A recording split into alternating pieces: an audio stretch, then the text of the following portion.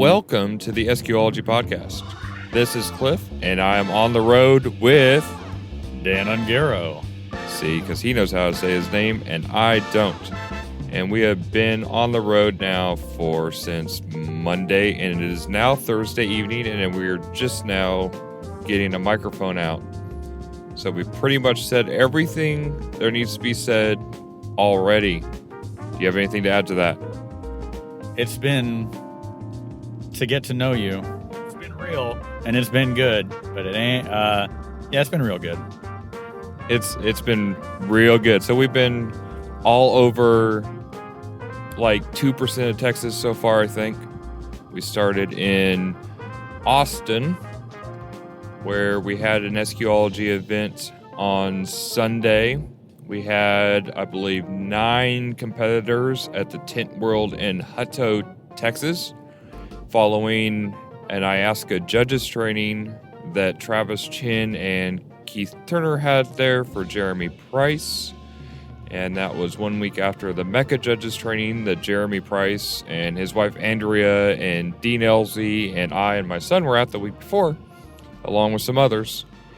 So they've actually getting some judges kicked up in Texas. I think Jeremy's going to do a good job of doing some events. So we're kind of cutting him loose with some of the SQology light events to get going down in Texas. And we went from Austin to San Antonio, and we saw the Alamo there, and somebody died there. We found out. Who was that? Davy Crockett.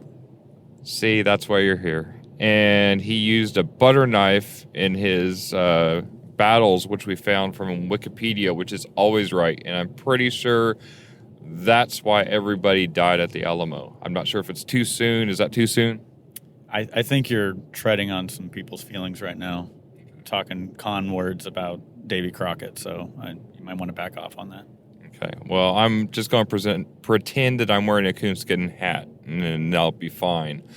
I'm good at mispronouncing names and gaffes in general, so that's why I go around with a mic and camera in my face at all times on this entire trip. Good thing there's an edit button. Yeah, I like the edit button. As long as you don't use the edit button to edit into all the bad things I did into a supercut. Oh, trust me. There's enough for that. All right. Well, I took a picture while you were sleeping, just in case if I need it for I'm not sure if there's. Totally comfortable with that. Don't care. Okay. Not worried. So we went from San Antonio, which was fun. We have some new friends there. I'm pretty sure we parked illegally at one point, but who's going to stop us? Calling me out on that? Come on, man. The police might be listening. Oh, sorry, it was totally legally parked, and his plates are from Arkansas anyway, so it doesn't matter. And then we went from there to, I guess we ended up around Houston area, and we went some places there. We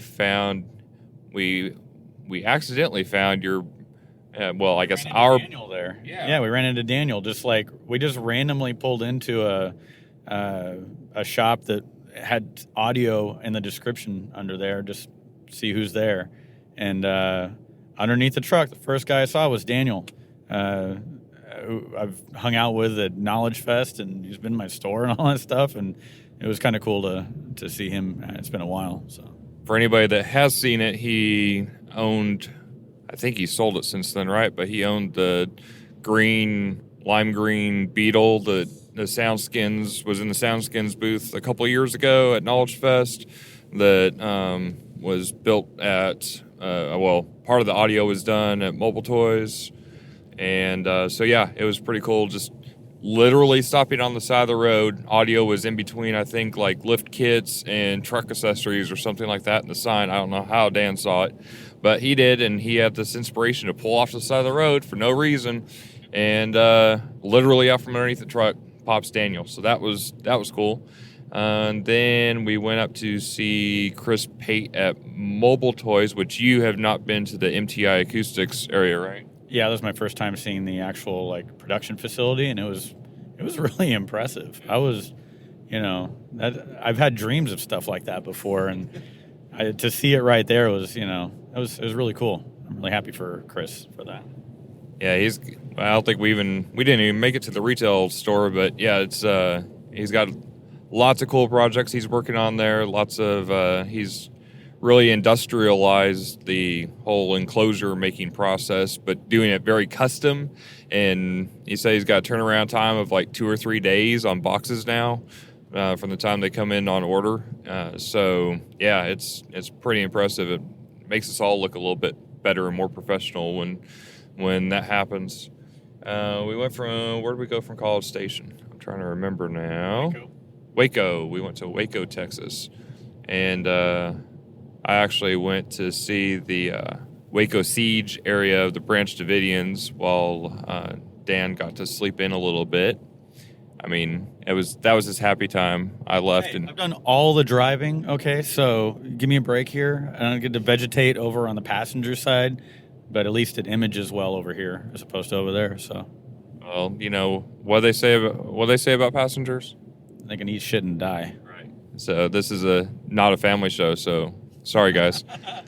Anyway, I was raised on Larry Frederick. Come on, man. It's like being raised on a famous comedian, right? Yeah. Richard Pryor is my uncle. So Waco was cool. We saw the guys at Crow Concepts and hung out there for a while. That was fun. We've hung out with them at Knowledge Fest and that before. And they're Pet Daisy the dog. I think Daisy the dog pet you more than you pet her. She definitely got a lot of fur on me and chewed a rubber bone, a lot. Good dog. Good dog. So we went from Waco, I guess, to Dallas area. Made a few stops there. Saw some old stomping grounds of Dan's. He used to be there. There used to be a shop in Dallas area that I used to come to. What was that called? Oh, you're talking about mine. Yeah. The one that that was Soundscape. Yeah. You're gonna bring up old shit? Come on, man. Well, that's the only reason I came to Texas was to see you guys in that shop. I mean, that was my favorite. That was like my favorite shop in the world. Well, yeah, mine too. Yeah, I understand. I can see why you're partial to it. Yeah. So anyway, we visited some other stores that were around that store. Surprisingly, I realize, and maybe this is kind of I feel a little guilty because there's a lot of local shops that I never went to. I never went and saw a lot of the shops that were in my area. I don't know if I felt weird as being a competitor going in and looking or whatever, or if I was just so self-absorbed that I didn't. But it was kind of cool to go in and see what some of these shops that I'd heard of for years, while operating in Dallas, and actually walking in and seeing people and talking to them. So. Well, and the cool part is like everywhere. So we've been going on this road trip essentially because, I mean, as those who know me understand, I work for Hybrid Audio Technologies as my day job. And so Dan and I kind of came up with this idea as an excuse to hang out with Dan for a week of coming down to visit dealers, because I think it's been 5 or 6 years since I myself have been down here to kind of see what's going on the ground floor with the dealers. And there's a lot of, Texas is a big place, and there's a lot of shops that I haven't got to visit that I wanted to visit. So those who follow on Facebook at all have just seen us going to Waffle House for the past week, and also going to see some dealers. Dan likes his hash browns extra scattered. Scattered very, very well. Yeah, they better be. Like crunchy hash browns, and like all the way through. Not that soft, mushy potato center, right? You have to literally drop 3 hash browns, crisp those bad boys up, and then stack them on top of each other with some cheese and some mushrooms, and I'm in with about a pound of salt. And literally about a pound. But anyway, so we've been doing that, and it's been cool because I think everywhere we've gone, it's like, if somebody's being called up from the back or something and be like, hey, you got a customer here, and then they see us, and then they see Dan, and they're like, oh my gosh, it's like this celebrity dude walked in the door, and they all love it. So it's been fun, and it's been cool to see the guys like around Dallas even that where Dan hasn't got to go in their shops, and maybe they haven't always come to Soundscape or whatever when you were there. I think they're just relieved I don't have like a bomb jacket on or something. Well, I mean, with the beard might have a bomb jacket in it. We just don't know it. Is that why you have the fancy last name that I can't pronounce? Ungaro. See, that was nice. Yeah, I thought so. Yeah. I can say my name. Woo. I can't. So there's that. So anyway, Dan and I and Tom Miller actually recorded a podcast together, much to some other people's chagrin, because apparently I scheduled our meeting time for about the exact same time that we were supposed to be doing teardown of our display, and also at the same time that we were doing a technical training during Knowledge Fest. So about the time that I took off, I left everybody behind to put up the booth and then do the technical training by themselves, and I haven't really got that let down since. But so sorry, guys. It was good intentions, bad execution on my part. I, on the other hand, feel no guilt. Why would you? Exactly. Right. So because we were at your establishment sitting in Soundscape with... Now, I do feel bad. Okay. I kind of feel bad that your microphone was the only one that didn't work. We had a technical difficulty, and that was fortuitous because we didn't want to hear Cliff talk anyway. It was just me and Tom. Right. Well, womp, womp, womp. Which would be fine, but it's kind of odd when you don't have the questioner included and you just hear answers to a question that has no context whatsoever. Dude, just dub yourself in. What are you, lazy? I have time to do this? I actually tried that a little bit and it came off completely horrible, and I haven't figured out a way to make it work yet. So we're just going to redo this. And Tom, you need to... We could Skype him in, or we could call him on speakerphone. I think that'd be worse. I think we might just have to have a direct... I still firmly believe that there's some kind of processing, or like, because we had two microphones that actually did work, mine and Tom's. Imagine that. And we picked up background that had Cliff in there, so I just my brain can't wrap around it, but I'm sure there's a way that we can like use some cancellation and get your voice in there somewhere. I'd be like the out of phase track. Yeah. It'd be like in phase, out of phase. Right. We're not going to get like K40 copyright rules, are we? No. My K40 just went off. See, there's promo. Right. Yay. Hey guys. Yeah. I wonder. I now don't have a ticket. Great. And we're doing this during coronavirus time, so I'm fairly ssure that we need like some kind of Purell's hand sanitizer sponsorship as well. So shout out if anybody can hook us up with that. If you hear a little sound, that's not farting. That's actually That's me putting on another pound of hand sanitizer. Yeah.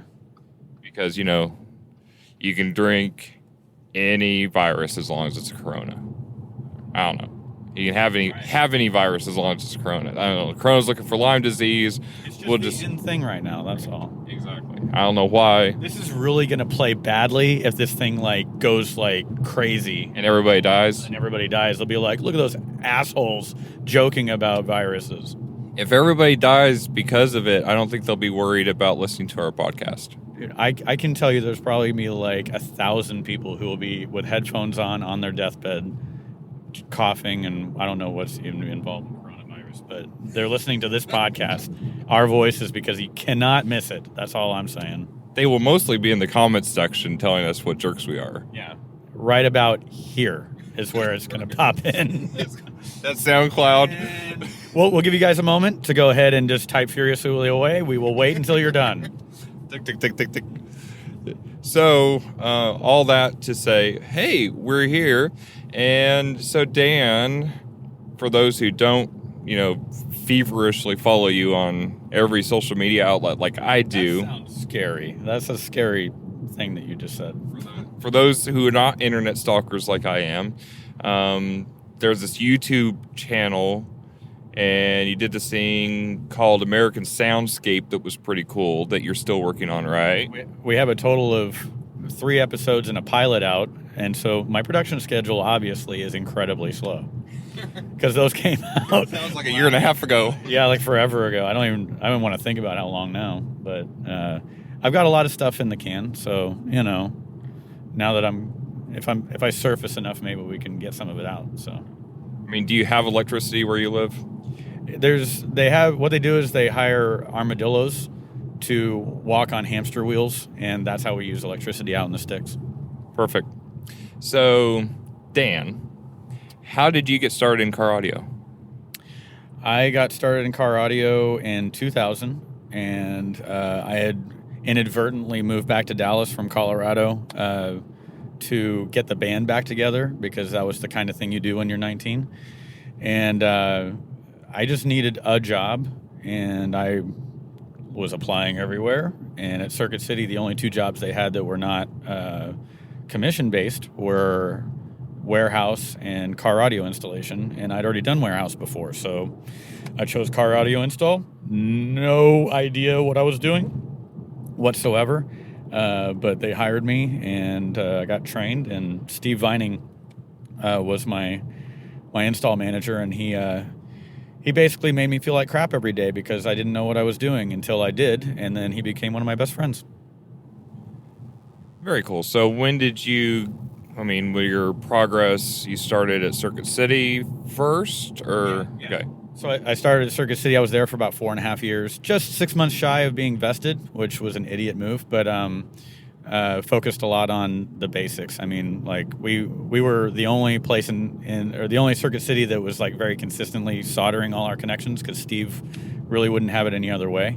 And so we kind of became the hub for fixing alarm installs, and we kind of did amp racks. That's where I learned to do my amp rack, the amp forward type method as far as installation. And we weren't supposed to be doing any fab or anything, but Steve insisted that we could cut some wood with a jigsaw and carpet some stuff. And so that kind of got me a little bit into the idea of doing some fab. And then when I felt like my time at Circuit City had run out, I got a job at Tweeter, mainly just to get into fabrication. And basically I just had a wood shop that I could do whatever I wanted. And I just self-discovered and how to do that stuff. And YouTube wasn't exactly a prominent item back then. No, there was no such thing as the YouTube kids.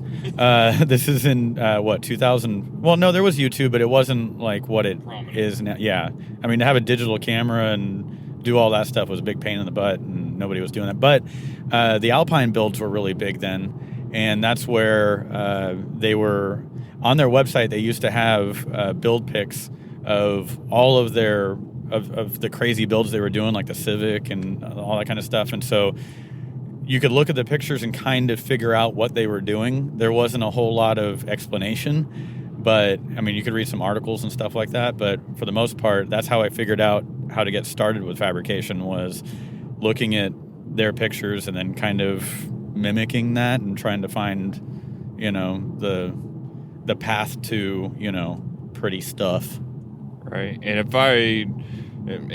again, Tom Miller, shout out to you. We need to do an interview with you now, I guess, separately. But one of the biggest takeaways that I really got from talking with you guys during Knowledge Fest was that unlike what the rest of us think happened, you weren't actually born, and you didn't come out of the womb with all this knowledge and ability to fab an amazing vehicle. Hey, Oscar Mayer Wienermobile just went by. Whoa. Yeah. I didn't even see that. So, and I have a pretty good radar for Wiener, so. Wouldn't you know? So that's why we're staying in the Hourly Motel tonight. Yeah. So, like I said, you didn't come out of your mother's womb with the ability to... I was hatched out of an egg fully grown. I was just completely worthless. Okay. Just like a newborn, I had to, pick it up fast. I got you. How long did the diaper phase last then for you? Oh no, I just left a trail. Okay. Yeah. Like a slug, just slime. Yeah, it was like, oh, Dan's been here. This is a constant stream of, stuff. So you did know how to fabricate out of your egg. No, I had to start from the beginning. I only had about 6 months to become an adult, and Okay. no, I'm just kidding. So when do you become an adult? When does that happen? Okay, so before I got into car audio, I had no, like, sorry, Dad. My dad was not a handy guy. I mean, he was like in electronics and stuff like that, but working on cars or fixing stuff. I mean, that it wasn't like, I figured it was not in my DNA to be like a crafty person, creative but not crafty. I was like into music and stuff like that. But when I got into car audio, specifically when I started doing fabrication, then I started to realize I had an aptitude for, MacGyvering things together and like learning, doing craftsmanship type stuff and, just keep trying to get better. And so that's where I trail off. Okay. So you were starting more fabrication stuff. I mean, it sounds like you did some fabrication stuff against other people's will at Circuit City, and then you started doing more fabrication when you got to Tweeter. Well, so it just wasn't like a thing that we were ever expected or supported to do. When I went to Tweeter, there was a guy, the install manager, which is like, the install manager was like one guy, and he was also the one installer. So, I mean, there's just one other dude there. But he did fabrication, and I was told, like, this guy's going to train you. He's going to teach you all the stuff. And when I got in there, he really didn't want me to do any of the fab because he was doing the fab, and it was a commission environment. And so I didn't get to do any for a while, and I really, really wanted to get my hands dirty in doing that stuff. So I started grabbing, like, little pieces of scrap MDF, and I made the skeleton of a dragon. I like dragons, and so like Fast and Furious. Well, no, it wasn't even anything that would go in a car. Right. Really, it was just like a dragon's head, Okay. And then I stretched fleece over it, and then fiberglassed it, and then started like body working it and making basically this dragon head. And I even filed like ground down pieces of wood to make teeth and glued them in there. And my regional manager, Jason Heim, came in and he goes, "What the hell are you doing?" And I said, "Well, I'm practicing making stuff." And he goes, "Why don't you practice like, making boxes and doing stuff in cars?" And I was like, "Well, because homeboy over here doesn't want me to." And he was like, then he turned around and he said, You can do whatever you want here. Just go ahead and do it. Don't let him stop you." And so, don't let other people's egos stop you from your own personal growth. Word to anybody out there listening. So, what was it that made you want to do the fabrication side of things? Because I think that, I mean, like, I can barely rub two sticks together. But at the same time, in talking to you and Tom, it sounded like, well, neither did we when we started. We just wanted to do it and did it or got there. I mean, obviously there was, I'm sure, time, but what was it that drew you to doing more than just what you were asked to do in your job?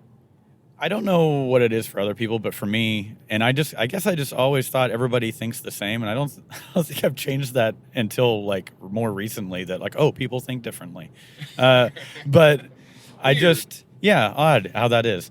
But I've always had the interest in having something in my head, like imagining something, and then bringing it into the world, whether it's music, writing, and then. Then it turned out I was like, oh wait, like I've seen how to cut a piece of wood and how to glue it together and all this stuff, and then upholster it, and now I can imagine this thing in my head and then make it in reality out of raw materials. And to me, it's kind of a birthing of creativity, and it's just another expression. I always saw it as like I didn't believe that I could be a musician professionally And this was a way for me to be very close to music and to be able to put a lot of creativity into my daily life in a way that made me some money. So you're making dragons at Tweeter. Yeah. I made that one dragon head. One dragon head. And then they asked you to kind of start getting into more fabrication at that point. I mean, you started doing that regularly. Did you like take the other guy off? What happened? Well, the other guy got fired. So then I was back there by myself, just kind of tinkering and doing stuff. And so I was able to, we're going to make a turn here. Am I going to make a turn? In 1.7 miles. Okay. Oh, sorry, yeah, I'm not reading that. Sorry. Podcasting and driving at the same time. So when he got let go, I was kind of like by myself, and we're a custom shop, and with a full wood shop, which was better equipped than most anywhere as far as like a chain like that goes, at least at the time anyway. And so I was very spoiled. But I got to, just kind of flex my muscles and just try things that I had never done before. And, yeah, it was a lot of trial and error. So how long were you at Tweeter at that point then after that? I mean, how long were you doing that, and what drove you to want to change, or what drove you to change? Well, I just instantly gravitated towards I liked the reward of seeing something finished that I made, and it was a lot more fun than just doing remote starts and, the basic or, the stuff that I had been doing for, 5 years at that point. And when we got another installer in there, he was all wiring and everything. So it kind of left me to just do the fabrication, and I got to go deep, and I pretty much focused mostly on that for several years after that. Even when I went to Car Toys after, I think I was at Tweeter for like 3 years. And then I went to Car Toys, and a lot of people just didn't like to do fabrication because it took too long and it didn't pay enough, and, you're commissioned and all that kind of stuff. So I just kind of took on that mantle and, kept doing a bunch of crazy fabrication stuff at Car Toys at all 3 locations that I worked at. So. And these were all locations where were you located at the time? They're all in the Dallas Metroplex. It was I started off in Louisville, then I went to Frisco, and then ended up in Plano after that, before I finally left to go on my own. And by that point, I'd been in the industry about 9.5 years. So, which is quite a long time, really. I mean, that's like a whole career for some people. So, I mean, 9.5 years up to the point where you decide to go off on your own. You must have loved what you do. Well, I had no other skills, and I really suck at everything else. So I figured, now car audio is one of those things where, like, when I was at Circuit City, before I got into fabrication, I was like, well, I've kind of learned everything I have to learn out of this, and this is before a lot of the crazy stuff that started happening with cars getting more difficult and the processors and all that kind of stuff. So I had actually gotten I went very part-time at Circuit City, and then got a job at Capital One Auto Finance doing collections. Ooh. And it literally made me ill. Like, I got stomach ulcers within the first 2 months of working there to be honest, I don't know what it was, but I was just sitting in a cubicle for hours on end, and but then on the weekends when I worked at Circuit City, I felt totally fine. And so I was like, well, obviously I am not meant to be a caged animal anymore. So I let myself run around in the wild, and I went back to full time. And, I don't know. Entrepreneurship was really the only thing that drew me out of doing what I was doing. So, and professional rock star wasn't exactly a option at that point, right? Is that it? Well, in 2005, 2006, something like that, that's when the band broke up, so.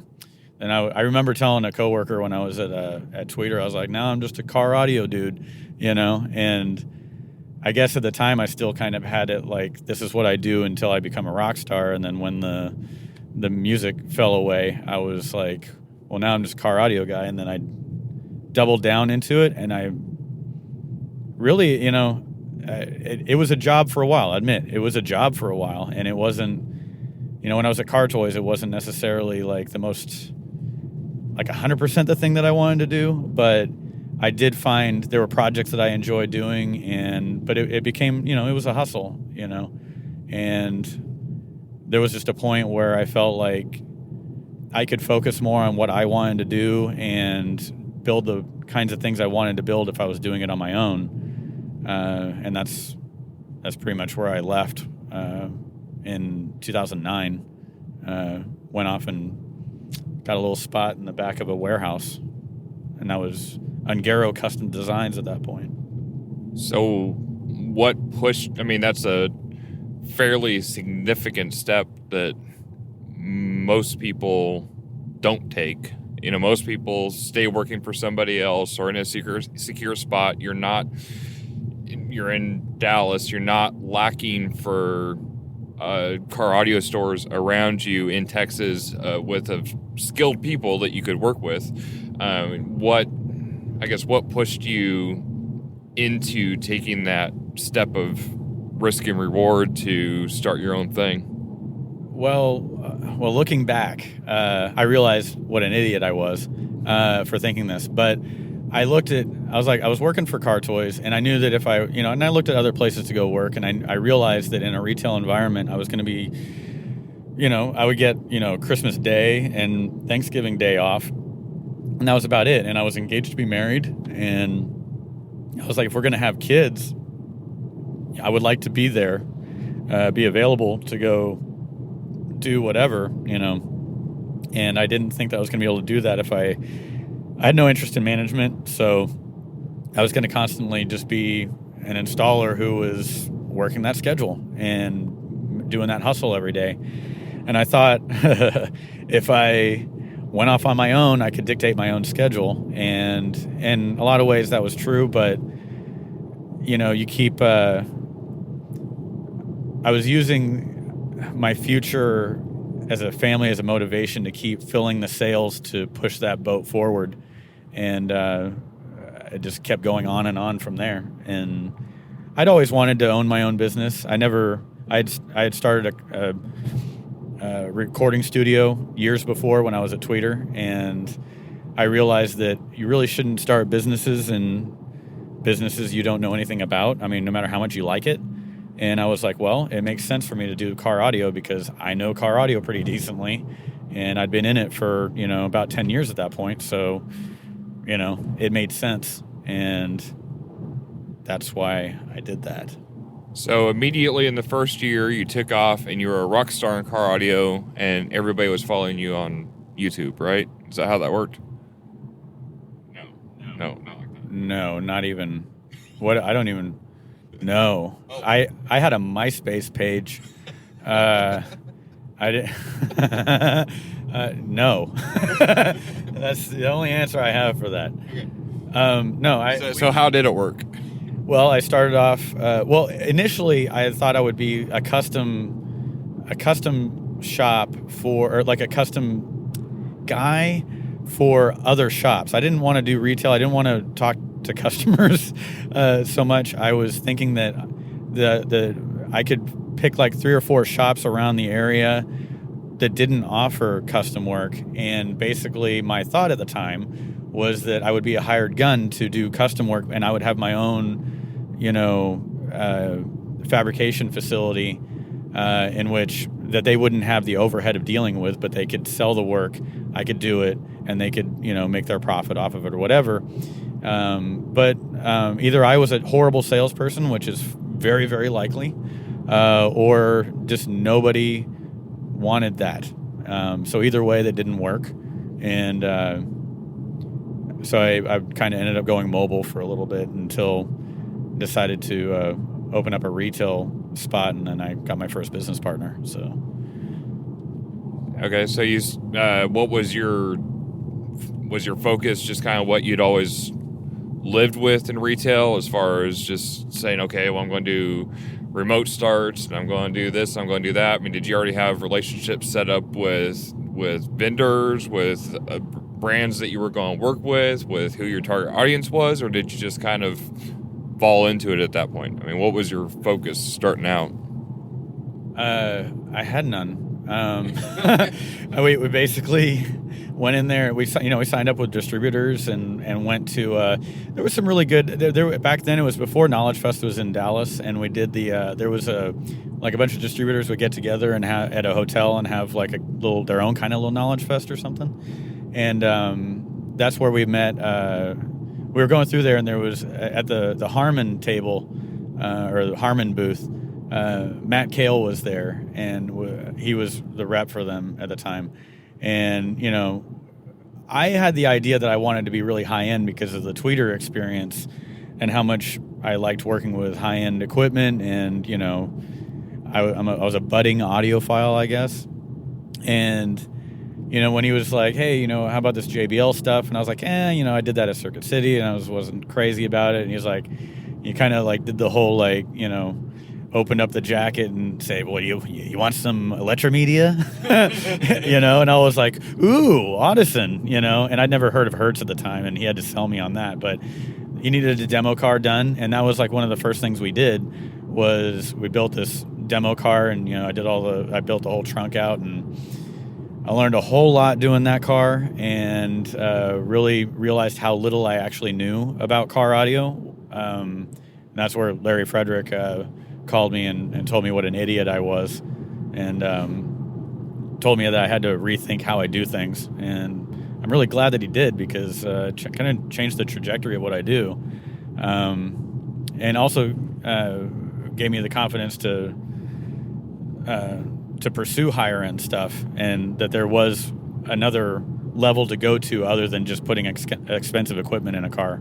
So, and at that point, you started thinking more of how you were doing it versus just, oh, this fits, drop it in, this is what the page says, or spec book says, or whatever. It seems like you started thinking more about how the application works and how you're using it, applying it, and getting a more repeatable process. Is that correct? Right, yeah. I mean, I didn't think that I had anything to learn. I mean, for one, so Larry kicked my butt on enclosure design and the fact that, or just how to tune a processor at all, which we were just dealing with a bit one at the time. But then I had a client come in. This is still when we were but all this happened like when we were first setting up the shop. We had a client come in that had a set of speakers that he got online because there was no one around that would sell them, or that did sell them. And it turned out to be a set of hybrid audio Claris components, and we put them in, and I was really impressed with the sound. And this isn't a pitch for hybrid, okay? I'm just saying that this is. I was so impressed with the sound that we called and said, "Hey, we need to carry these speakers." And this is the time when Scott Buwalda was basically working by himself, and so he answered the phone. And from talking to him and understanding, for one, it was really cool to talk to somebody who had actually designed a speaker. And as somebody who had worked at corporate places before, I mean, you don't have that opportunity. It's just something that you're just not that close to a manufacturer with. And so my curiosity kicked in with that, and he explained, the physical aspects of what's happening and the physics of that, and how mounting a speaker into a door and baffling it properly and sound ending the door properly. And, it's all the stuff that from a competition standpoint you would learn that I had none of because I didn't do any kind of competition. I was able to get that directly from him and apply it right away. And I saw the benefits of doing things this way and, running speakers active. And I mean, really between Electromedia and Hybrid Audio, those two companies, which stayed with me for pretty much the entirety of my shop, changed the way that I looked at car audio, and just, I mean, it just blew my mind. And then I kind of, that was really where I not only had the ability to do fabrication the way that I wanted to in my own facility, but I had an intensely renewed interest in the other sides of it, the electrical sides of it, the speakers, the amps and processors and all that, just because I realized it was a whole other world to learn and to expand on. And even to this day, I haven't stopped learning that stuff. So It's like an endless pursuit on both the fabrication and the installation side. And I think you've always been one of the kind of few and far in between guys that really constantly have pushed yourself on the fabrication side, but also pushed yourself on the tuning side. And, you've repeatedly made stuff that not only looks good, but sounds good. Oh, thanks, man. Well, I'm just saying it's not common, Well, it's a product of just thinking you suck all the time. Like, I have never, they say that you never, what was it we were talking about the other day? A book is never finished, you just abandon it. Right. Like, it may be the masterpiece that, people take it as or whatever, but there's just a point where you decide to stop, you got to stop working on it. And before it goes out. But the thing is like, as much as each project might be done, the pursuit of like, well, I could have done better with that part of it. So then the next one you try to do that on, whether it's like tuning it better or, deadening that door better or, just everything. Everything. As long as you never believe that you're perfect, then you're always going to pursue getting better. And that's kind of, I've just accepted I'll never be perfect. And I hear you. Never be happy. I'll never, ever be happy, ever again. I think you can be happy without being perfect. No, Clifton, I can feel it. I'm 40 years old, and happiness has never been in my life. What about me? You amuse me. Oh, okay. I understand. I'm like a monkey in the passenger seat. You read happiness on me. That's all that is. It's just accidental photons bouncing around in my whatever dimension I'm in at the time. Oh, yeah. I see what you're talking about, yeah. You're making fun of me now. No, I'm not. So at this point, what are you using? What are you working out of for a shop? Is this like currently? No, I meant like at this point in your career when you first are getting hooked up with Electromedia and hybrid and whatever else. Are you in a full-blown retail establishment? What are you working out of? So that first spot was it was an industrial spot, where you have kind of a, maybe like a 500 square foot like office space that's split up into like for us it was like a little tiny showroom, a bathroom, and then a little office, and that was it. And that was the only spot that was like had air conditioning or heat, and then a pretty decent sized warehouse area, but where I kind of set the wood shop around the corner from where the cars were, and it wasn't ideal. Cars got dusty. It was dark in there. That was in 2010 when we opened that spot, and we had a cold winter that winter, and it was so bad that I just, for one, I had to go in there. If I moved fast enough and kept going, then I was warm enough to where I didn't freeze, but then the fiberglass wouldn't set because it was just too cold for the reaction to kick. And that was a big pain in the ass. And it really cut down on productivity. And then during the summer, this is Texas, and we only had one door, so we couldn't get wind blowing through. And so, you're sweating over every piece of work that you're working on, and you're trying to do high-end stuff and high-end cars, and it's just really rough when you're beating sweat dropping down onto the seats, and things had to change. So after 2 years, that's when we moved to the Plano location, which was a little bit more, I think people were more familiar with that one. So the Plano location that you moved in after 2 years of starting out was the one that is probably in most of the pictures and videos and everything else of from Knowledge Fest visits and everything else, with the big glass rotunda desk in the middle and everything else, which was... And that shop was nothing but spit and elbow grease. That's like that whole thing. We never had a bunch of money. We never had big investors. We never had any of that stuff. And like the sales desk that we had, which was nice and pretty, was something that we got from a secondhand store, and we talked them down on the price and everything because it was gonna be a pain to move and we didn't have any money. But everything else. I built my own displays because I couldn't afford the AvidWorks stuff. And we painted. Our friends came and helped paint walls when we first moved in. I had to hang the doors myself because the contractor disappeared on me. Nothing's easy. That's just everything sucks. Yeah, when you're the owner, everything is just a pain in the butt. So if your owner, if the owner of the shop you work at is stressed out and snaps at you, it's probably because his life sucks. Well, good sales pitch. Hey, hey, you caught me at a weird point in my life, man. So you were at the Plano location for quite some 5 years. Okay. Yeah. And that was really, like I said, you were kind of for those who followed sports for 6 months like I did, you were kind of like the Lou Piniella of coaches, bringing in these guys that relatively few people would know about, and now are all like superstars in the car audio world. Between you got Dave Cruz and Pierce, and I don't even know who else, but Greenwood's kind of famous. Greenwood's real famous, infamous. He's infamous, right? I think we'll go with infamous. Yes. And Greenwood's now working for Alpine. Pierce is up at Music Car. David Cruz is at my Vanguard.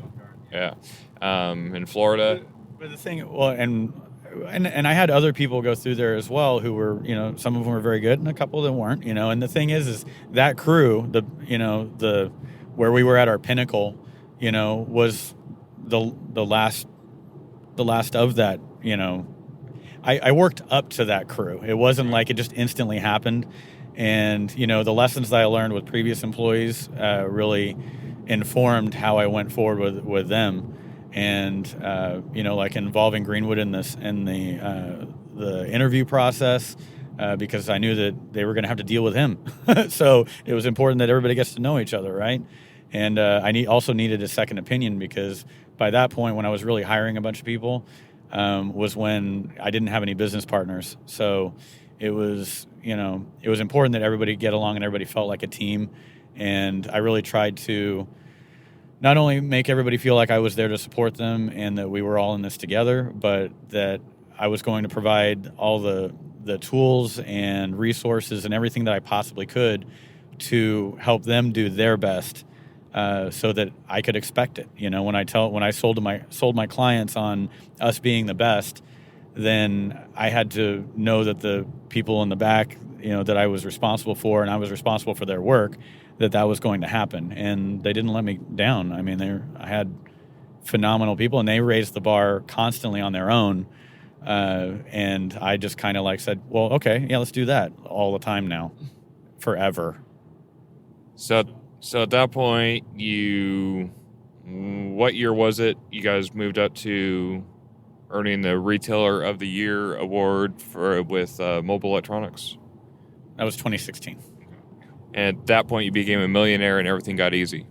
Yeah, and then I blew it all on coke and hookers, and that's the end of the podcast. And yeah, and now I live in a van down by the river, and that's what it is. Who wouldn't want to live in a van by the river? Well, right now that sounds pretty good. I'm by the river now. Unfortunately, I don't have a van. Maybe we can get you a van. Anyway. Yeah. So what? So seriously, what was your feelings with there's not many people who get Retailer of the Year. That's why it's that award, right? What do you feel led up to that point? And how did you feel then after that point? Well, we hadn't competed at all before that as a shop, because I felt like we still had so far to go. And even at that time, I thought we did too. But I felt like I had an amazing crew, and we were already really transparent about the kind of work we were doing, and we got good response from everybody in the industry. So we thought this would be a good time to put our hat in the ring, at least to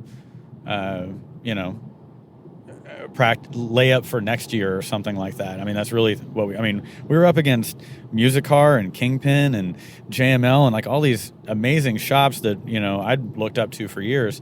And,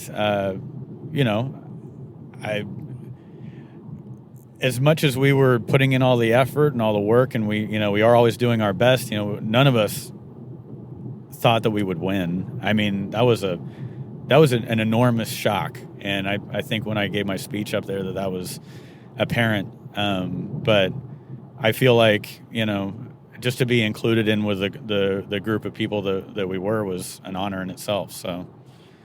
Absolutely. So around that, I mean, when I think we first met in 2012, and I mean, something that you were always really good at that I appreciated from my standpoint was that you were good at photography. You were consistent in getting, your work out there, with sharing it, and everything like that. And I think I would imagine that, for anybody listening to this, sometimes has the same kind of trepidation when it comes to sharing their work or having somebody listen to their car or anything like that. I mean, you did it so consistently, again, as far as here's the picture of the build, here's, the equipment that was installed, here's what we're doing now. I mean, was there a, and you're always good at it, I think, for as long as I've known you. So, I mean, was there a stumbling block of getting to that point for you, or were you just always excited to share your work?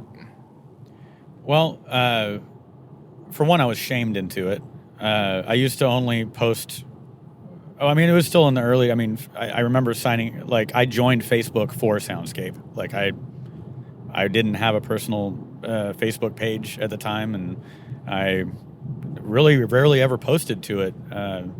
It was really just most of my social media was for Soundscape. So, but as far as like taking pictures and videos and stuff like that, I'd always, I mean, even ever since I was a little kid, I had a video camera or something like that in my hand because, I'm a big fan of movies and all that kind of stuff. So, kind of transferring that and realizing that there was a home for that at the shop was really nice. And, it kind of gave me a reason to get better with that stuff as well. And as far as it was Joey Knapp was the one who kind of said, stop being a little punk and just take a picture, stop for 2 seconds and take a picture of what you're doing. And at that point, it was just pictures, really. And, post them up, and we were putting them on 12-Volt Insider. Yeah, 12-Volt Insider was the thing that really made me feel like there was a community to be a part of, and, where I could get some kind of validation from peers, because I didn't know any fabricators or people who were doing what I was doing in my area. So that was the one way that I was able to get someone to tell me I was on the right path and to see their work and try to emulate that. So it was kind of a just keeping up with the Joneses a lot, I think. Right. So I seem to remember having a conversation with you maybe around 2015-ish, and you had this crazy idea to start incorporating a bunch of video into your builds. And then a year or two later, that kind of grew up and blew up into a whole nother project that we now call American Soundscape. So what got you excited about that project, which has really not much to do with you yourself doing fabrication? Well, in 2010, when we first started the shop, on YouTube, we had found Soundman. And, Doug Bernard's and his crew, that's back when he had a shop and he had a whole bunch of people working there. And me and my first business partner, we used to sit down and like catch that every week and watch it. And it was fun to watch the ins and outs of another shop, even though it was a little different than our shop. It was, I kept thinking like, well, we could do that, right? We could like, film ourselves doing it. But I was like, who wants to see what me and this guy are doing? I mean, like, we're boring, So it took a long time before I felt like there was a legitimate reason to try to make any kind of, program or whatever. And it really just, I got used to making like little like feature things, just like little videos about specific projects and releasing those and trying to keep the production quality as high as I could, because that's just personally what I care for.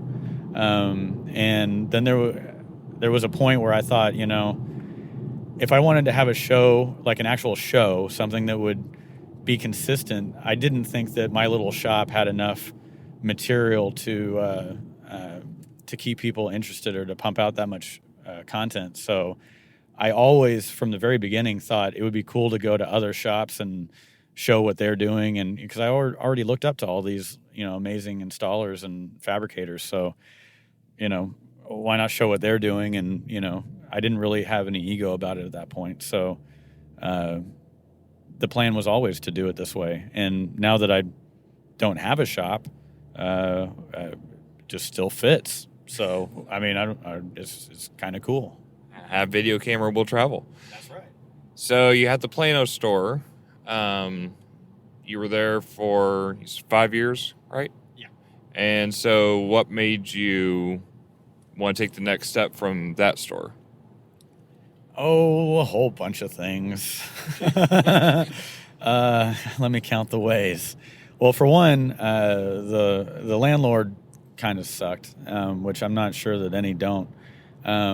But it was an expensive spot. It was right on the freeway, and we were getting a lot more like walk-in, volume-based type retail, people walking in. And with the kind of work we were doing, I'm trying to say this without sounding egotistical, I think, but the kind of work we were doing, we kept charging more and more for because it took longer and longer, not because our hourly rate had to get astronomical. We were just in line with everybody else, but we were doing more things because we just kept adding things to our process, and we didn't want to compromise on that, but we had to charge for it.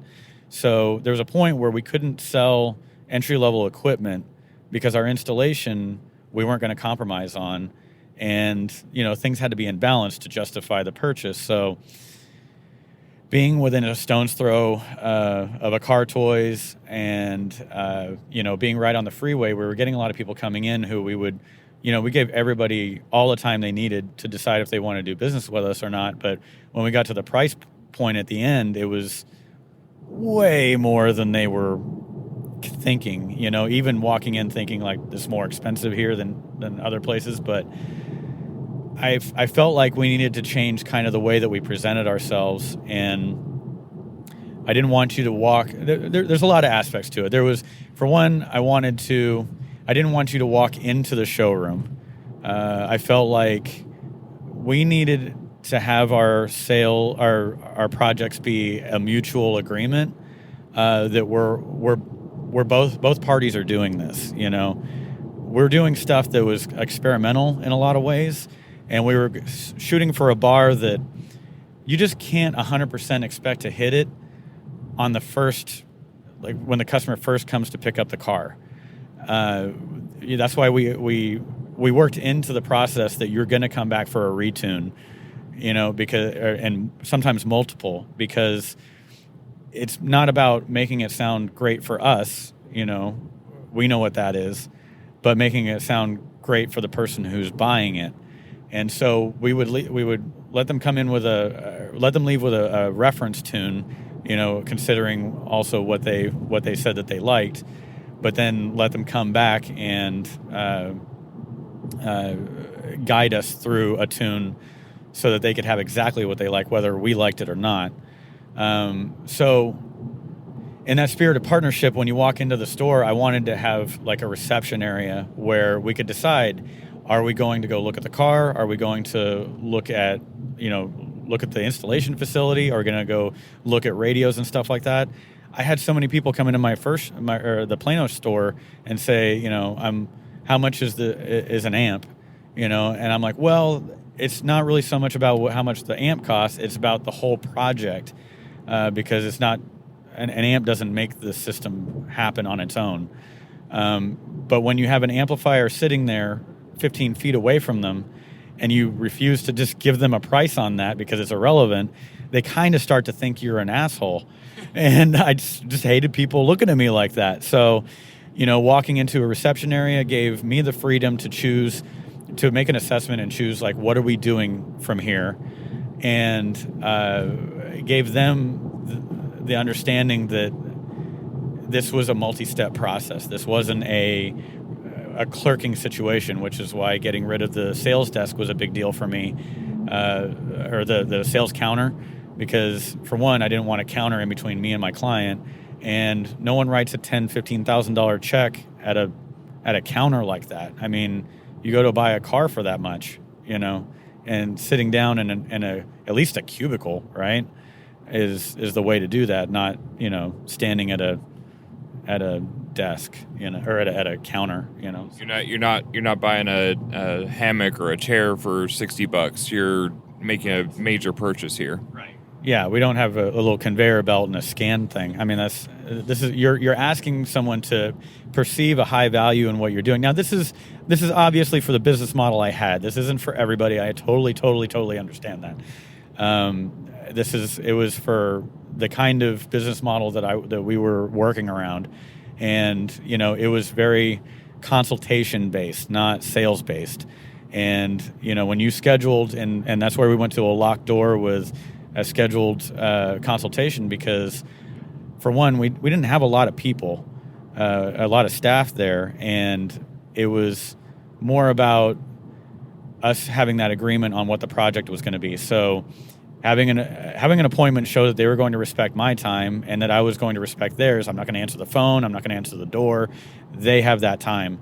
And so I don't know. It kind of changed the feeling of what was happening from the jump, just from realizing that you had to make an appointment to come in, and then when you did come in, that you had my full undivided attention. And a lot of times those sales consultations went way past an hour. I mean, there's some people I sat there for 5 hours, 6 hours, because I've never had a lot of money.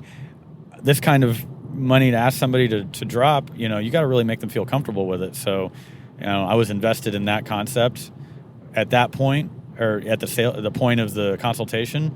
And then if they went with it, then I was also invested in it in the installation process, and that they were going to get the time that it took to do that job the way that we discussed.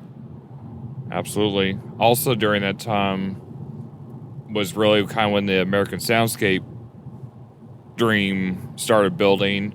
You had a full-on editing room, and if I recall, you also had a full-on band studio room. So there was a lot going on in there that was, lots of fun stuff. I mean, what was during that, and I know this wasn't that long ago, but I mean, during that specific time period, I mean, was it all your favorite thing to do? I mean, was there something that you were really gung-ho about in your mind? If one of those things, if you could just wave a magic wand and make one of those things take off, I mean, what was your biggest focus internally? Not necessarily what you had to do as a job or to make rent or whatever, but I mean, internally, what did you really want during that time? Well, that's so tough to say. I wasn't, so, yeah. There were so many things going on at the time.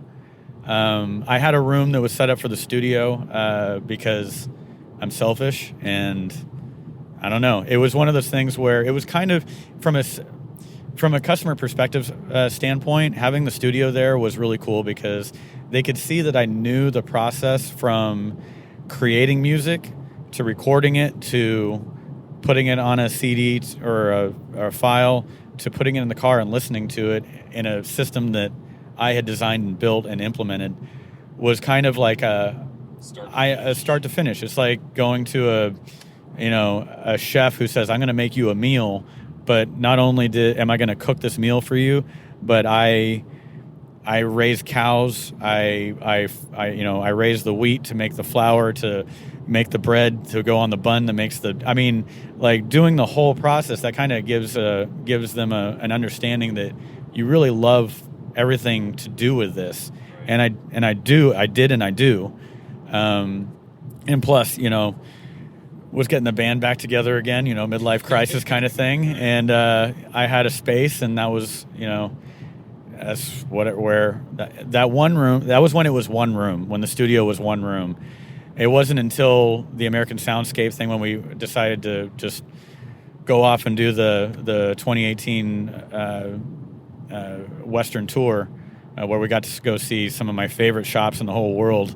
That was when I was like, okay, I'm going to need an edit bay in order to really be able to do this. If this is going to be, I basically converted all of my marketing budget and effort into doing that.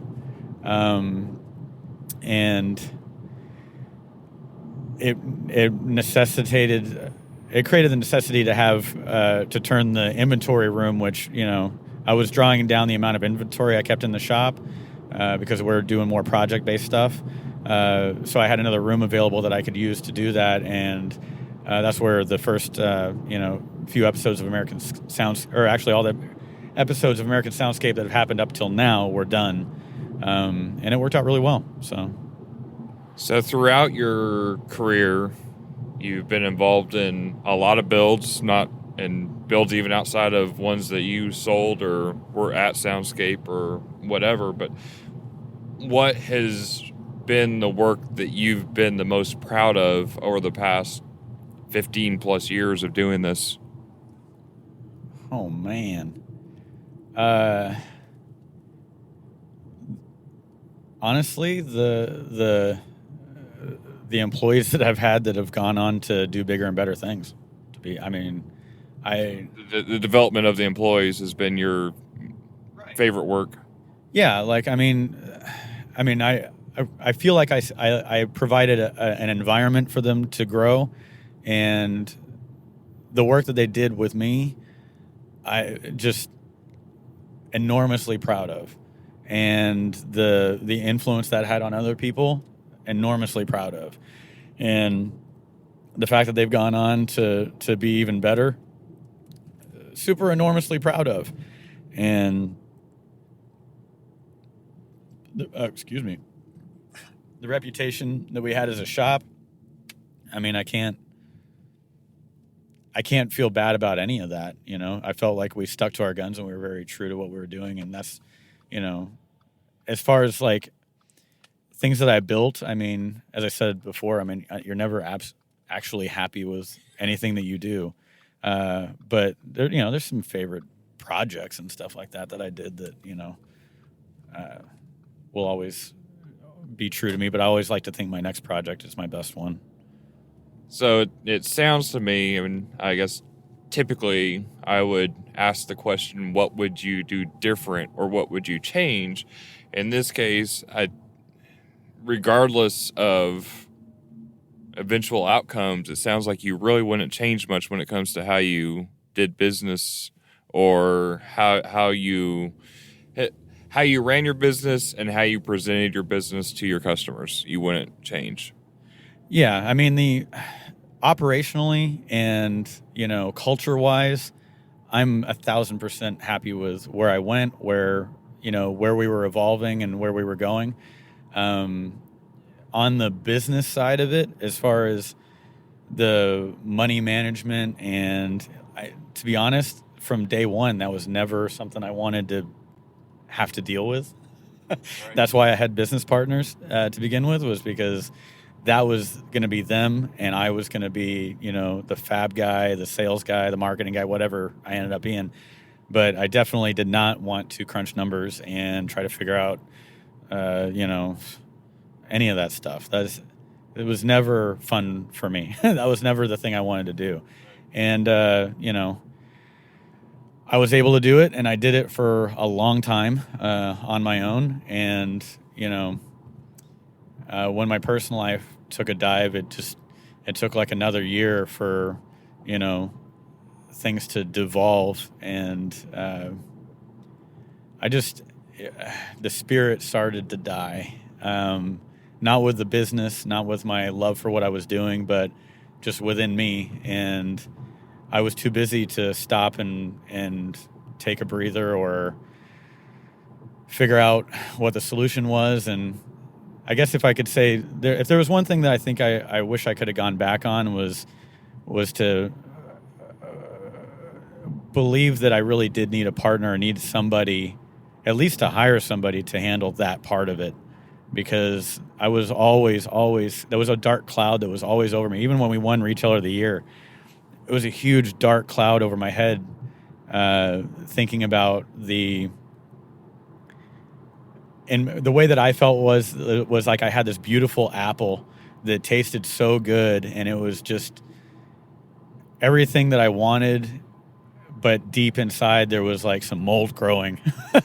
And, if you don't cut that out, if you don't fix that, then eventually it will consume you. And I couldn't fight back against it anymore after a certain point. And I just, at the end of last year, I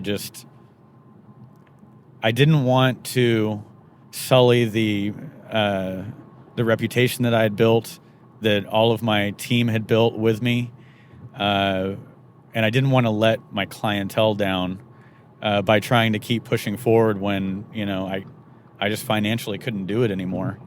And I gave everything that I possibly could, and now looking at what's left, I actually gave more than I could.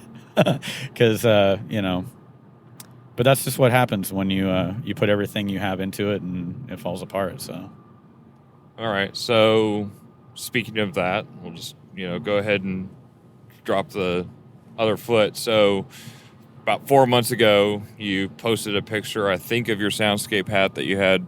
I had a whole bunch of hats, and those were only some of them. I had many, many, many hats, and they would start off as like a fresh new hat that I wore when I was shooting videos, to a hat that I wore around the shop all the time, to then they would become a fab hat, in which that's when they got sweaty and disgusting and full of Bondo dust and all that stuff. And when I thought about how to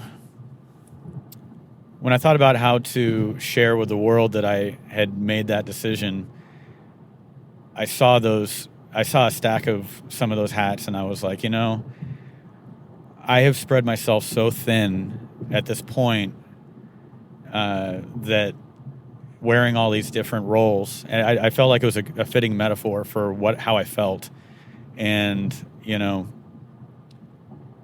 I don't know. I just didn't know how any other way to say it. But I didn't want something that I had believed in and birthed from my own heart to wither and die in front of me, and to become, I don't know. I just, and plus, digging the hole deeper every month with rent. I mean, come on, man. There's only so much debt that you want to walk away with. So, it was an extremely hard decision, and I'm still having a hard time looking at that. And I do feel like I made the right decision, no matter how much it hurts. But, I still feel like I have my pride and my dignity with the work that I did and the relationships I had and still have, and the reputation that I cultured. And I don't know. Hopefully that's good enough for people. Well, at the time, too, I mean, it was when things were getting beyond your control. Pierce was David Cruz had already moved to Florida. Greenwood, I believe, had already been working at Alpine. It was just you and Pierce for quite a while there, right? Yeah, that was such a rough situation. Pierce is like, honestly, one of the best people I've ever known. I mean, as a man, I know I call him the kid and stuff like that, but that guy is a man in more ways than most old men are. I mean, I couldn't tell you how many ways, and his dedication to unbelievably dedication to me and the shop was stretched way further than I ever could imagine at the time. And it was one of those things where I do feel like I kept it going longer for him because I didn't want to make him go anywhere else. He didn't seem to want to leave. But the thing is, I think we were both doing it for each other, to be honest with you. And I would let him speak for himself, but we had to mutually come to the decision that, I wasn't going to be able to change my mode of operation fast enough with the way I felt about my life at the time to do that 150% that is required in order to wear all those hats and to do all the work it took to do that. And knowing that he had a place at Musicar was such a huge relief for me, because I knew that it was a shop where he was going to be able to continue to grow and he would be appreciated for as amazing as he is. And, I had some optimism that I was going to be able to keep it going, in some capacity on my own after he left, but it became really apparent to me that wasn't the case. And, that was a big facility. I mean, I had $5,000 a month rent, plus all the, the debt service I had, from past decisions and all sorts of stuff. So, I mean, and plus getting all the work done and the sales and the marketing, I mean, just everything at one time was really it was overwhelming. And, with the other aspects of my life missing, it wasn't easy to fill the sails of the ship with unreasonable motivation anymore. And at some point you have to look at yourself and be like, I need to be a whole person before I can help other people, whether it's with their audio systems or anything else at that point. So there's so much about it that seems so frivolous when you're in that. I think both you and I have both gone through some fairly extreme personal development, we'll call it, over the past 6 months. And it's like, man, okay, I get it. You've got a buzz in your speaker. Or, man, okay, I get it. Of course, I mean, we care. we want to do 100% in every one of those situations to do the best for the other person, for the good of the other person. But when you're so bogged down with what's in your, as you describe it, your bubble of, importance, it becomes so overwhelming to the point that you no longer do those jobs as good as you could. You don't do that service as good as you want to. And then you feel worse about yourself because you're not doing everything perfectly the way you expect of yourself to do. You start letting other people down, and then it just train wrecks from there. I'll admit, I was, oh God, this is hard. There are several clients out there, and I humbly apologize to each and every one of them, that sat there with me and saw me cry. Like, they weren't all longtime clients either. I mean, when you're sitting down in a consultation with someone for hours, because you really care about what you're selling them, and they are interested in who you are and why you would put this kind of effort into their car. I've never really had much of a line between what's personal and what's out in the world. So there are times when I lost it, and I would sit there and I would cry, and it's just not. That was one thing I couldn't do that.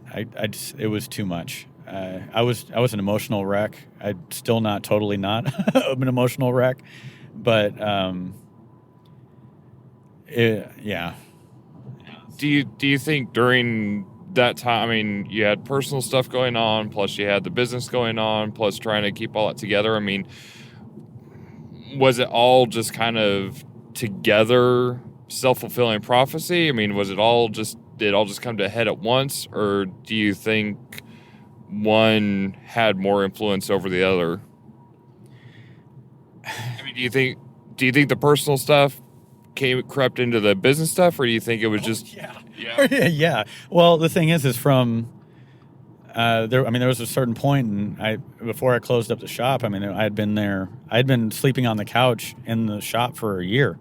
I mean, literally for a year, I slept on the couch and I cooked my breakfast in the little kitchenette with a plug-in griddle, which was my stay-at-home Waffle House breakfast. I copied it. I literally found out what temperature their grill is at. That's awesome. And I also got I ordered online the exact same oil that they use. And I still use that oil. Amazing. So I was making my own Waffle House breakfast and showering at the gym. And because I was dedicated to keeping that shop alive and to just investing myself 100% in it. And I thought that I could do that. But when I realized that a lot of you just can't do that. You can't do that.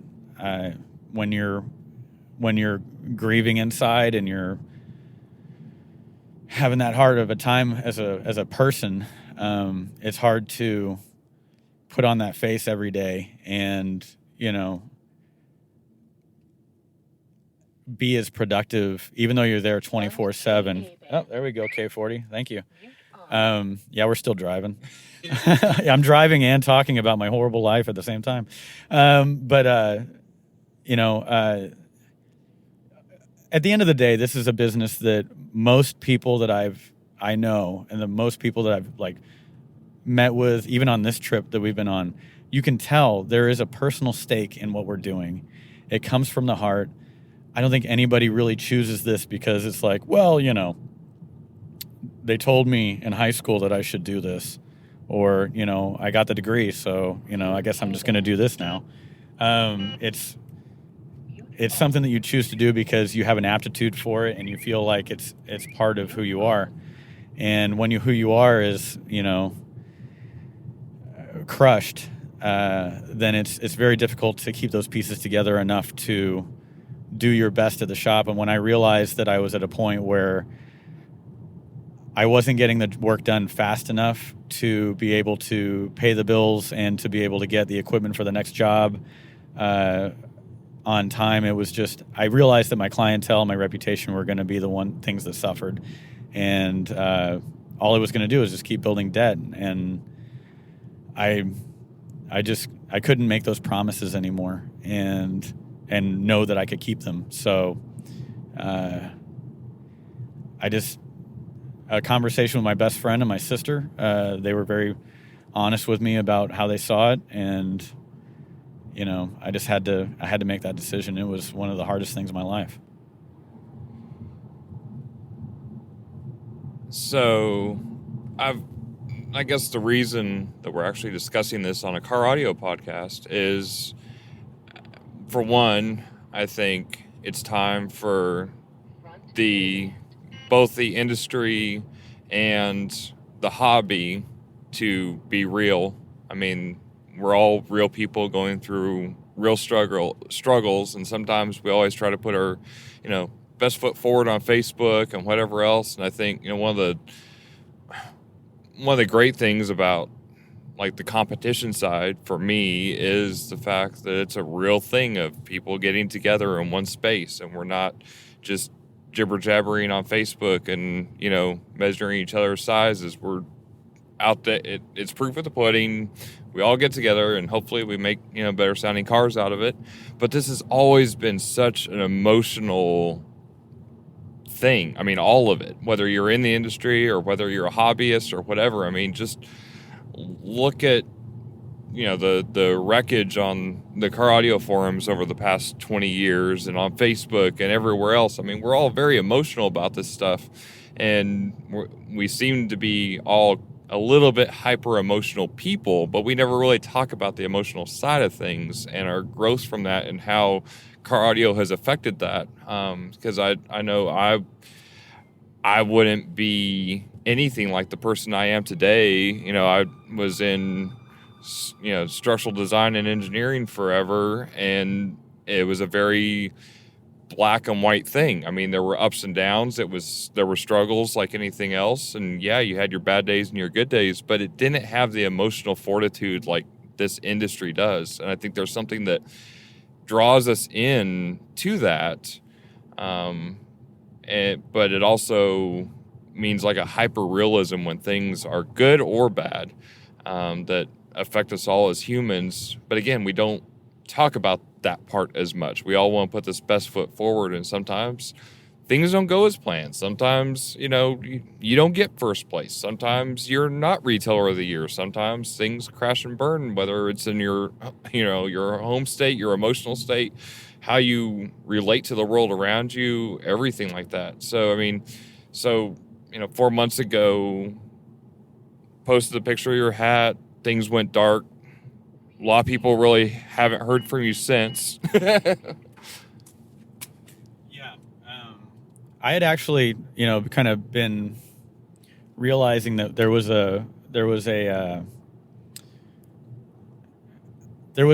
kind of a habit that was going on that I didn't quite go along with in the social media and stuff. And, putting in the effort and grinding and working hard and all that kind of stuff is admirable in so many ways. But if it's detrimental to your life, you have to draw the line, because it's like being a doctor, and it's like, well, if you work yourself to death, you can't save any more people. And I put out a little article called #anti-grind, because I felt like we're glorifying the grind more than we were the result. And I think that it's just important to understand, or to have a realistic view of what's important to your life. I mean, and if all you want to do is just build stuff and work on cars and just do that, then by all means, put 24/7 into it. But don't be surprised if you find out that other things were very valuable to you too, that needed to be there as well.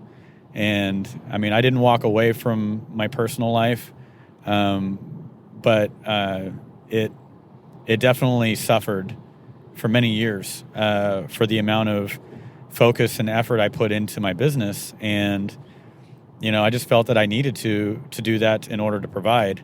But I think I'm proof that, you can only do that so much before you're not able to do that anymore. And I don't know. Every case is individual, and I know so many shop owners that have had this struggle and are having this struggle, and it's one of those things that, like, shit, it's like erectile dysfunction or something like that. It's like, this thing is really important to me. Like, I want this to work, but I don't want to talk to anybody about it, and so that therefore I can't get any help. And there's a lot of people that tried to help and give me advice, and some of it I took, and some of it I wasn't very good at taking. And I don't know. I could go on for years on all the mistakes I've made related to Soundscape, but at the end of the day, I just didn't find that balance. And, that's what it is, So what do you think, like any great tragedy in someone's life, and again, I don't relate with exactly what you've gone through, but again, I've kind of been forced to that edge, and I think from the outside, when you don't really know what's going on with the other person, and you don't take the time to understand what's going on with the other person, you immediately judge that person through your lens of how you view the world and how you think they should have done things different and how you think where they went wrong. And there's so many things that people don't know about when they do that. There's so many things that I mean, I'm not going to ask you to go through all the things, but I can say with with some assurance that it wasn't because of the decisions that were made at the end of Soundscape's existence. It was more decisions that were made at the beginning. For 10 years. 10 years of decisions, from big to small to, everything. Now, I made decisions to try to correct that stuff, and like going appointment only, was a big step towards, being able to manage my time better, and trying to create a focus that was more balanced between my home life and my work life. But it's one of those things where sometimes it's just too late. And regardless, I guess my point there is that don't assume because of the things that you've seen that things are swimming with somebody else good, or that why things went wrong, because there's always more just like your life. There's always more to the story behind it. Yeah, I mean, everybody's got their struggles, whether it's, everybody has struggles, period. And,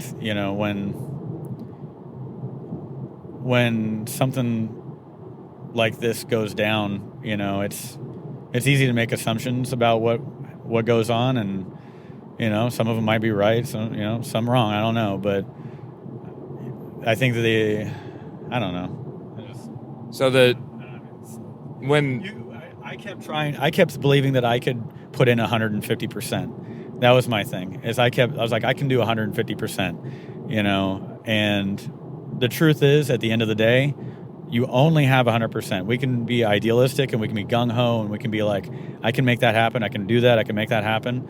But at the end of the day, you literally only have 100%. And if you put 100% trying to do 150 into your job, then other things are going to suffer. And if you're focused like that, you might not even recognize what is suffering. And I know in my life that's what happened. So in my story, it was, I haven't had to change things dramatically from, that I wasn't forced into total lifestyle change because of my poor decisions leading me to the edge. But for me, my issue was that I had so much, my meaning of life was tied so much to my job and my performance and my career that I still have, that I'm still in. Nothing's changed. I've been with Hybrid doing relatively the same thing in what I would and others would consider a dream job for the past decade. I've pretty much created my job position exactly as it is. I work where I want, how I want. It's one of those things where, yes, I have to perform and do the tasks and everything else, but that's where things went off the rails for me, because I had so much life meaning tied in with what I did and me being right and being correct and doing better than anybody else in the world at what I was doing, that it blocked me from doing the tasks in front of me that needed to be done, and I just had no physical ability to do it. It wasn't like I didn't have time. It wasn't anything like that. It was just I couldn't do the work. I found myself so many times either staring at QuickBooks or standing in the wood shop, staring at the routers, knowing what I had to do, knowing what the next step was, but being so bewildered by this mountain of expectation that I had vastly put on myself that I just couldn't. And for the first time in my life, I was like, I am full on depressed. And the fact that I'm not able to do the thing that typically makes me feel really good, or that it's stopping me from completing that, made me even more depressed. And I think that, being an industry where we're mostly men, we kind of tend to not open up about that and what it does to us, on a personal and professional level. But I just, it was just every little thing was an enormous task, and it was so hard to even get up in the morning. And, when you wake up in the morning, you're already at work. Well, you can't hide from it, man. You can't. So, at that point, like you said, everything becomes a mountain. Everything, there's no way to distill it into, okay, just do this task. That's all you got to worry about. Because as soon as you start doing that task, your brain starts working on everything else in the world that you got to worry about. And you're so worried about 1,000 miles away from you that focusing on the thing 3 feet in front of you becomes literally impossible. I mean, you could have sat behind me with a gun pointed at the back of my head and said, you do this thing that you've been asked to do. You have 3 days to do it. Just do it. If you haven't done it at the end of the 3 days, you're going to get shot in the back of the head. And I said, okay, do it now, because it's not going to happen. Yeah, I totally understand that. And the thing is you want it. It's one thing if you didn't want to say, go ahead and pull the trigger. It's something you like but doing. It's a whole other paradox to be like, no, I want to do this. I will be fulfilled by doing this. I would be happy that I got it done, yet pull the trigger. Because I am frozen by anxiety, fear, questioning myself, all that stuff. Just the whole gamut of emotions. And I mean, I don't know. At this point, it's not even hard to admit that anymore. Well, and same here. I mean, for me during that time, I got basically, willingly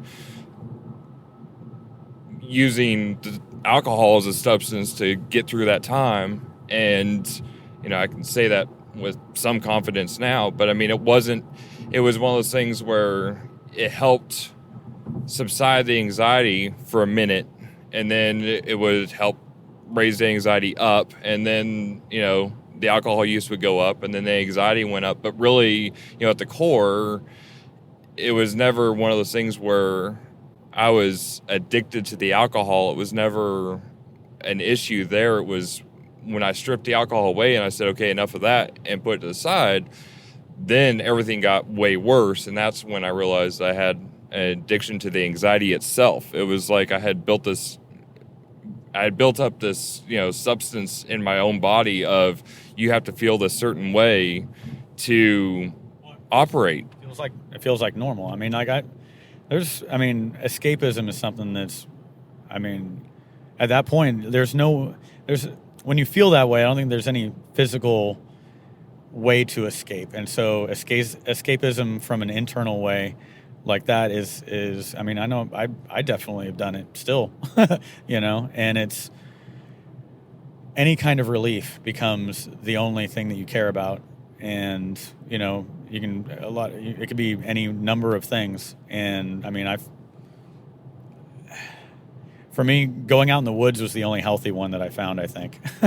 And that's why I'm kind of living out there now, is because it feels like a place to find my baseline and try to repair. So what would you say over the past 4 months of living in the woods and kind of being away from car audio? Obviously, I would say that this has maybe been a little bit of a culture shock for you coming back to it, and like going back to the thing that was so familiar with what took you down. I mean, I guess it was one of those things where, for me, even re-engaging, even though I never left, just making that decision to not leave, to not walk away. I wasn't pushed to that point, but I was also in my head very much at that point. I was so ready just to walk away from everything, regardless of what I built, what I've done, who it would affect. I mean, all of that. At that point in my life, it didn't really matter, and I was ready to walk away. I finally, got to the point where I made the conscious decision to take what I learned from it, how I had changed, how I had improved as a person, and then reapply that back into, what I had done, and see if my change in perspective would change the outcomes. And it has, and it is, and it did. But, for you, I guess, being able to take that full stop, blank, here it is, I'm going full into the black, what would you say? I mean, is there something, and, maybe we're at different stages right now, but, during that time, is there something significant that you've learned about yourself that you wouldn't have if you hadn't have had the opportunity, if I can use that word, to go through this process? So, walking away was largely just to do no harm. I knew that with my reputation and the work that I was doing and my clients and all that kind of stuff, I was serving them better by stepping away at that time. But it was also because I needed to let the smoke clear. I mean, there was so many emotions and so many things going through me that I needed to gain perspective and realize what the real world was like again. And I spent a lot of time in like meditating and sitting out in the woods, going for long walks, and even doing another job just to kind of gain a perspective on what life in the real world is outside of owning my own shop for 10 years, and silly, because I spent a decade locked into that, and then another 10 years before that on the hustle working for other people. So I don't know. I didn't know where I fit anymore, and to be honest with you, I still don't. Going on this trip and shooting video and kind of like trying to pick up on the American Soundscape stuff is more of a, is this still something that I can do and still is still beneficial to anybody, and it's not just me just doing it for the heck of it, but it's something that I can do, and I realize just from doing what we've been doing, I remember how much I love the community of people that I've dealt. I mean, Knowledge Fest, to be honest with you, Knowledge Fest every year is more fun, and I look forward to it more than Christmas.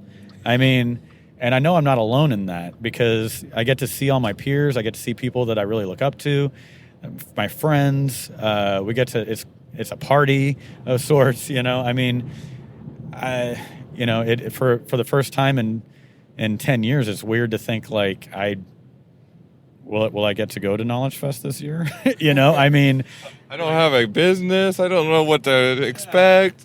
Are people going to like be like, oh man, that's that loser that we saw last, whatever. I know all this. I'm not. Right? Yeah. I'm not saying that to you. I'm saying I know those feelings in your head. Totally. There's so much of a mental block there. I would say that, I mean, I can say from a third person standpoint, being with you for the past week, that 100% of everybody who has come in contact with you and been exposed, seen you on the internet and everything else, and even, your past employees who have worked with you have all reached out and been like, man, it's so good to see you out, and I think that's been amazing just to see the positive energy that has come from you just popping back out into existence for a minute.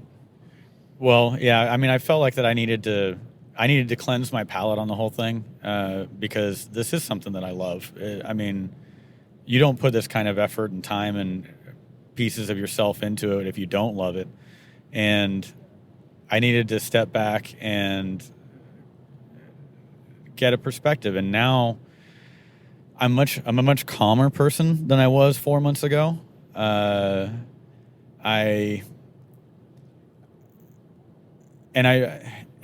be honest, it's heartwarming, the kind of reception I've had so far, even though it's only been a few days really, since I kind of, resurfaced. I didn't even think of it that way, but, everybody I've talked to has been really supportive, and I'm reminded of how important the people were to me and are to me. And, I feel like with all of your blessings that I may continue to resume my life connected to car audio, and whether it's just doing American Soundscape or if it's doing, projects with people at different shops or whatever. I don't see myself being completely gone from this for my life. I just need to kind of figure out where I fit in and where I'm most needed, I guess. And I don't think that owning a shop is it right now, or at all, ever. Oh, and I mean, I'm not going to speak for you, but I feel like we probably share a similar outlook here, in that the time that it took to step back and focus on ourselves. And, both of us was this past winter. I mean, it was, we both kind of went through a similar struggle there at the same time. I had to keep doing my daily duties. You were able to step back into the forest a little bit, but we both, in our own way, found ourselves, if you want to put it that way, and, reattached ourselves to the world, and then we're able to come back out. But, just to reinforce knowing what you've gone through, taking that seclusion and time for ourselves, I don't consider selfish, even though it comes across that way at the time, maybe to some people. I don't even care.